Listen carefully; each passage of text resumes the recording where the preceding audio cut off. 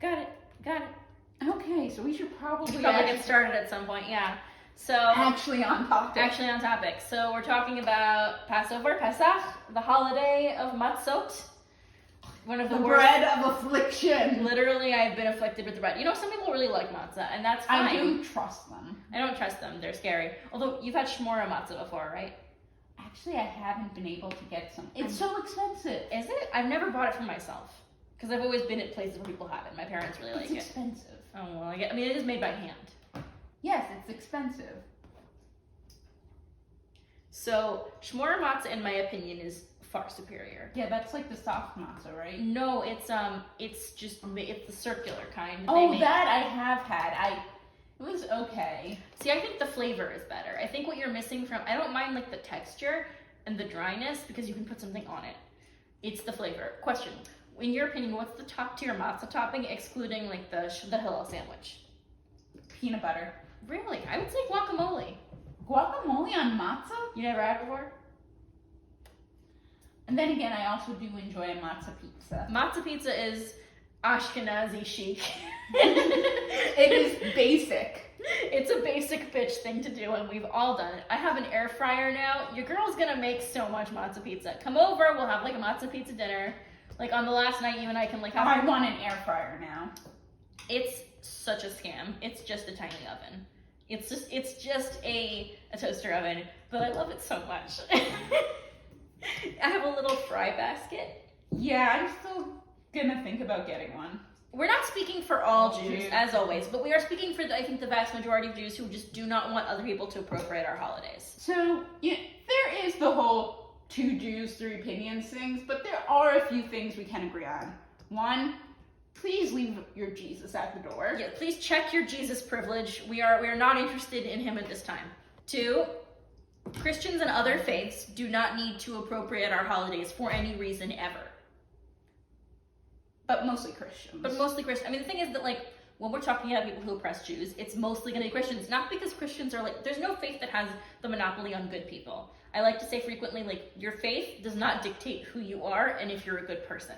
It's your actions and your ideals. But Christians tend to oppress Jews more because there are more Christians.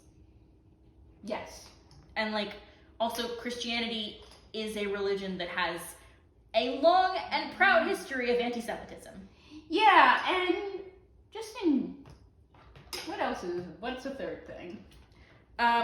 We all kind of agree that Italians are cool, I guess. Yeah, I mean, I think at least in Ashkenazim. Oh yeah, I think we Italians and Greeks are all just like chill vibes.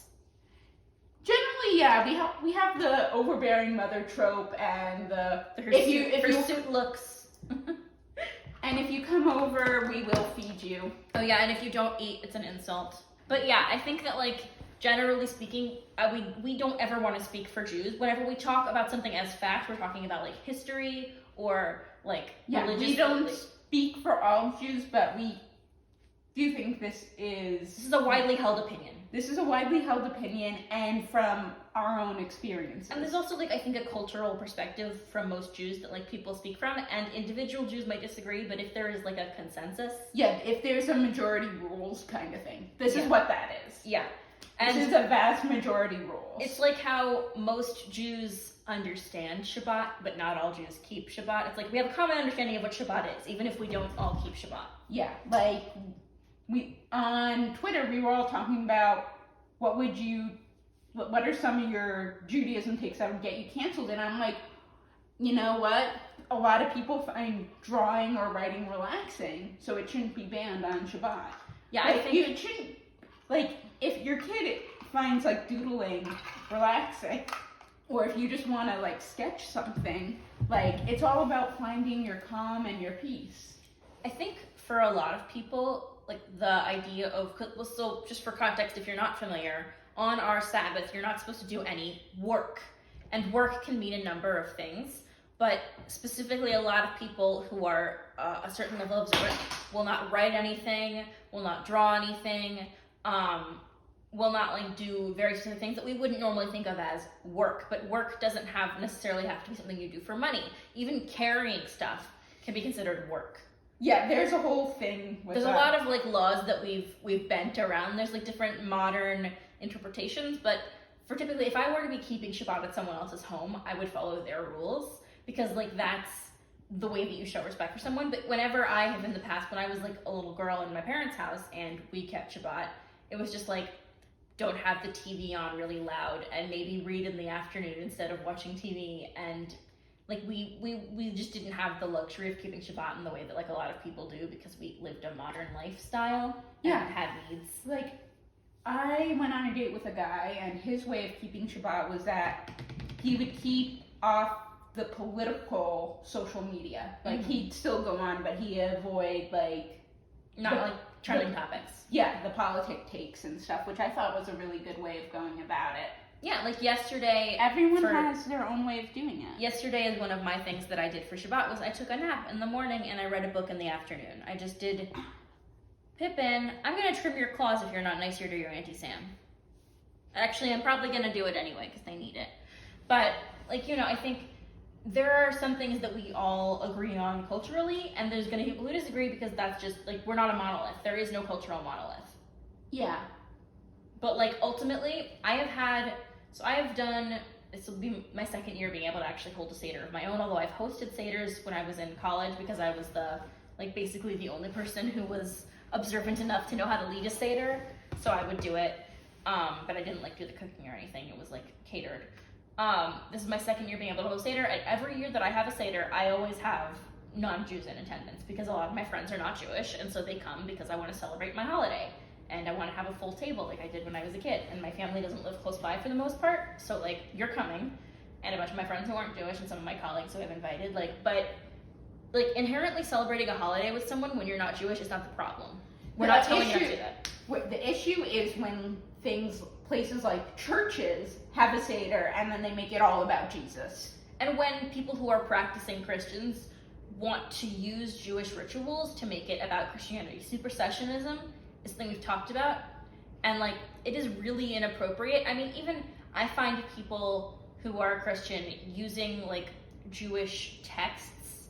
Like, I consider our translation of the Torah to be a Jewish text, right? Yeah, that makes sense. And so if you are using it to talk about Jesus, that's supersessionism because our text does not have Jesus in it. There are no references to Jesus. Like, Jesus is not a going to concern in Judaism, ever. Like, literally, we just don't think about him. We don't discuss him in synagogue. I didn't know who Jesus was until I was a teenager. I had no idea what anybody was talking about. I had a vague understanding of who Jesus was, but, like...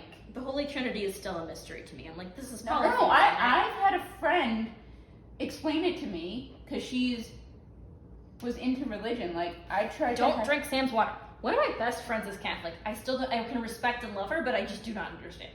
No, like, I tried to have her explain to it. Like, I didn't realize that, like, the whole thing, like, Jesus died, then was resurrected, and then ascended to heaven, that meant, like, he was just, like, lifted there. This is like a process. I was just like, I cannot comprehend this. Well, it's also, like, I've never understood how in Christianity, like, debating or discussing something's meaning is not okay. Like, Christianity is, like, very, like, this is the doctrine, this is what it means, and I just don't understand that, because if you're not familiar, Judaism is a very debate-based religion. We do not let anything stand without an argument. That's why we have so many laws and so many rules and so many, like, writings about different things. Like, commentary is in our text. And even then, there's not always a consensus. Oh, almost never. This is why Jews don't agree on stuff. It's because we have all of these different opinions about things and all of these texts to draw from to, like, make decisions about. And that's why there's so many, there will never be one united Judaism, even though, like, we are... But yeah, it's why we don't have an equivalent of, like, a pope. Well, I think also, like, people think that Judaism having different, like, denominations is the same as Christianity. It's not. We all agree on the same texts. And we all agree on the same... So what is the deal with the differences between, like, the different denominations of Christianity? Like, I get all different religions. They're not even the same. I get the Catholic-Protestant divide, but I don't get why there's, like, 50,000, like, different... Well, see, here's what I've understood about it, and forgive me, I am so pedestrian. We don't know. But what I understand from it is, so for example, there are kind of considered more normal to Christianities. So there's like mainstream Protestantism, which Protestantism includes anything that isn't Catholicism, right? But then there are like more like proselytizing-y, what's the word for when people like share the gospel a lot? I forget what that's called. Proselytization? No, the evangelist religions. So there's like, you know, Baptists, and there's all these different religions, a lot of which have come out of the United States. Most Christians in Europe are like either Anglicans, or they're like Eastern Orthodox Christians, or and actually that's true of Africa as well. They're Anglican or they're Catholic. Right, and I know a lot in at least Africa and even in South America, like they tend to combine Christianity with the indigenous religions. Yes, that's the word I'm looking for, indigenous religions. And like, you know, there's also like Southern Baptists have some elements of like the Creole folk religions, because they like the syncretism of it. And then, you know, of course there's like German Christianity, and like there's a lot of like Christianity cannot be confined to one religion. It is one theology, but it is not one religion, because there's like the Mormons have like 15 other books that other religions don't include. The Catholics don't keep all the same doctrines as the Anglicans. There are so many, like, you know how to think of the Anglican churches, right? It's Queen Elizabeth II. She is the head of the church for the Anglicans. What? Queen Elizabeth II is the head of the Anglican church. It is the now church I just want to marry into the British royal family just so I can become queen and fuck things up.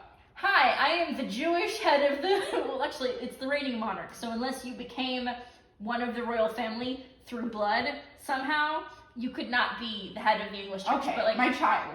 Yes. But my child, and I'd be like, okay, we're gonna abolish this. We're just gonna fuck up the monarchy. Look at this little man. I love how his face disappears. Look at him. He has no face. He doesn't like kisses as much as Fozzie does. When you go, Fozzie will kiss you on the face. Okay. But yeah, But Christianity is so complicated, and Judaism is, as compared to it, fairly simple. It's just different levels of observance, and there are some movements that believe in there's some movements that believe in things like, you know, like a lot of the movements that you will have heard of are the more orthodox movements that feel as though we have to preserve our traditions by clinging to them as tightly as possible and being But insular. even those are fairly new. Oh yeah, I mean, they're not like, everyone is under the assumption that in the past all Jews were super religious. Yeah, that's actually what I used to think. That was my understanding. That's what we're taught. We don't have an understanding of how like... But like, it's always... And we're also under the impression that like intermarriage is new. It's not. Like, we would have died out if we had not intermarried. I mean, we can talk about that at another point. Oh yeah, like we need to talk about like how we are 30th cousins, at least. Yeah, all like genetic Ashkenazi Jews, not people who keep Ashkenazi traditions, but who are like genetically Ashkenazi Jewish. We're all descended from like what, 300 individuals. Yeah, and I mean we'll talk more about talk more about Jewish, and that's not due to interbreeding or incest. That's because literally at one point that's all the Jews there were in Europe. Yeah, it's bizarre. It's crazy. And yeah, it's also that's another reason we should intermarry, because we need to diversify the gene pool. I'm doing my part.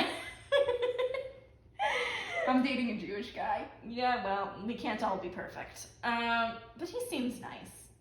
Yeah, and as far as we know, we're not closely related. That's why you get blood tests before you get married. Abe and I knew ahead of time that we were not related at all, so we were, you know. Although he does look a lot like my dad. A slow zoom on my face. It's funny because when my grandparents, when they'd go visit my great-grandparents in the hospital, you know, because they got old, people would always assume that my dad was the one who was the son of my grandfather because they looked alike, and my mom was just like, this doesn't look good for us. Yeah, I mean, you know, like, Ashkenazi Jewry is a very specific, like, cultural divide.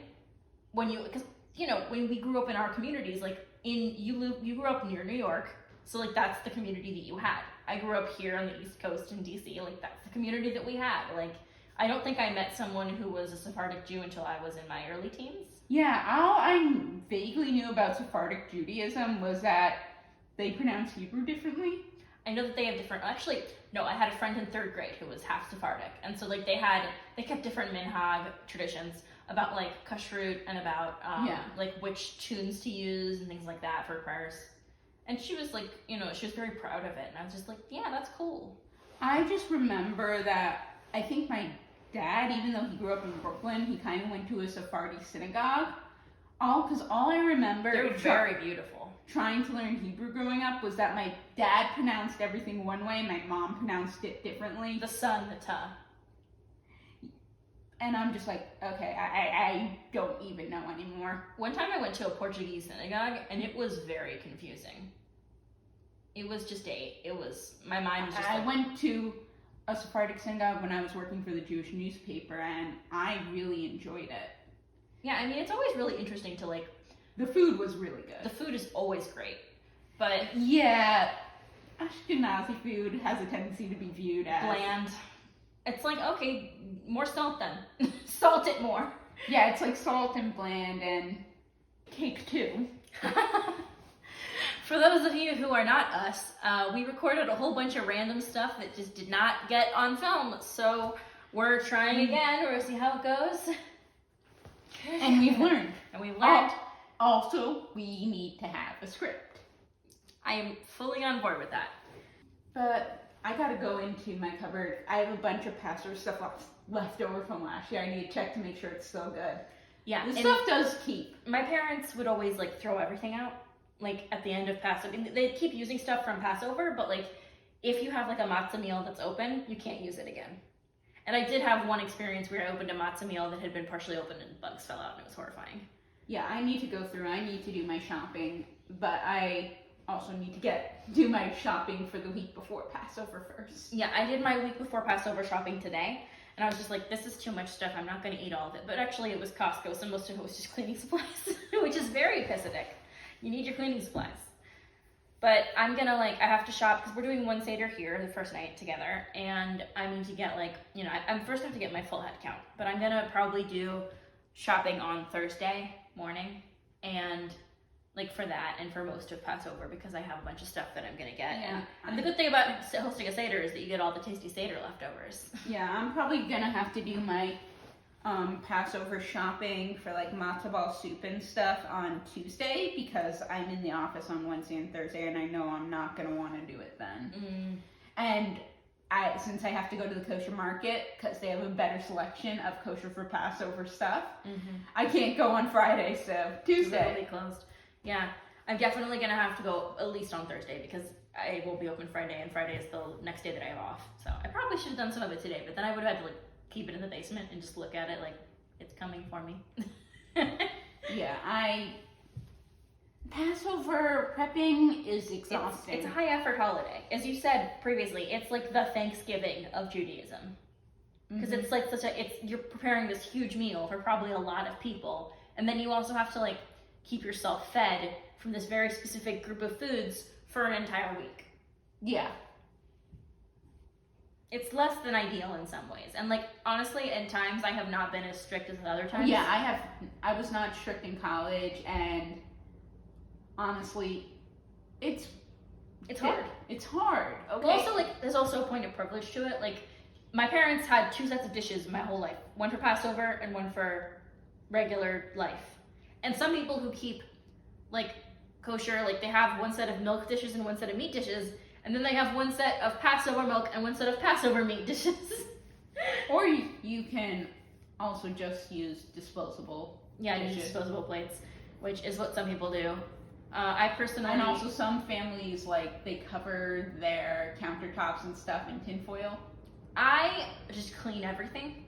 And also, there are some people who say that when it goes through the dishwasher, that's technically koshering it. And some families don't. It all depends. Yeah, it's all, but I mean, I would never invite someone who kept, got kosher over to my house and be like, let's eat on my dishes that have had meat lasagna on them, I'm not gonna... Yeah, you're not gonna do that. Yeah, but there's a certain level of kosher that we keep that I'm comfortable with, and that's life. But, I think that the reason that all of this stuff really offends us is because, it's our way of life, it's our traditions, it's our, it's our heritage, and people, trying to take it apart and take pieces that appeal to them it's kind of like the, you know, like how people have taken the dream catcher and made it like a symbolism of like, you know, free spirit and stuff. I'm like, that's so offensive. Yeah. And I mean, it's different because the entirety of the history of America is based on murdering Native Americans. Like, we have a much less bloody history, specifically in this country. But the idea of just, like, you know, like just taking a part of somebody's religious and spiritual practices, or even just culture, like, if people started getting, like, Star of David tattoos just as, like, oh, it's just a cute symbol to have, I'd be so offended. I mean, there's a huge issue in, like, anime and stuff that it uses Hebrew as, like, a fake ritual language. It doesn't actually make any sense, and they'll use Jewish stars, too. That's so gross. It's really an issue. And they appropriate Christianity all the time in anime, too. Yeah, I think it just comes across, it hits different with Judaism just because, like, yeah, like, the last thing we need is more people who are willfully uninformed. Right, and then, because that also happens with anime merch, so people will, there's this, you might have seen it, a cell phone charger. It's a flat disc, and you throw your cell phone on it. I think it's like a Jewish star, and then it has Hebrew all around it. I did see that. Initially, I was like, oh, it's the ring, and it wasn't. Yeah, like that's not cool. I think that, like, people also underestimate how, like, harmful it can be to appropriate different aspects of, like, so for example, what Tolkien did. And due to said technical difficulties we were having with this video, this is where it ends. I promise we tried to fix it. This is just where we're at with this one. I hope you had a good holiday, whatever it is you celebrate. If you had a happy Passover, Chag Sameach, you know, good Easter, have a meaningful fast for Ramadan, and Eid is coming up, so I hope you enjoy that if you celebrate. Thank you so much for watching. The basic thesis of this video was don't appropriate other people's holidays. I hope that came through. Anyway, have a good one. Thanks for watching. Bye!